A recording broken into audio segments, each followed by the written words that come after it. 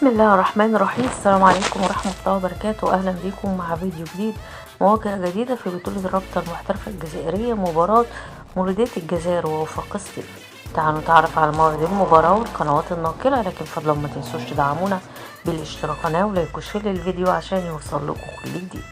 تنطلق اليوم الاثنين الموافق 19/5/2025 مواجهة الجولة 26 من بطولة الرابطة المحترفة الجزائرية على ملعب 5 شوالية 1962، ولقاء هيجمع بين مولودية الجزائر ووفاق سطيف، وذلك في تمام الساعة 7 مساء بتوقيت القاهرة و7 بتوقيت مكة المكرمة.